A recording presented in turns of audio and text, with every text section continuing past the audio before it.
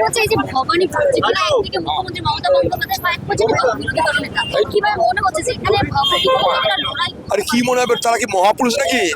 কোথায় মমতা ব্যানার্জি, কোথায় তারা কি মহাপুরুষ?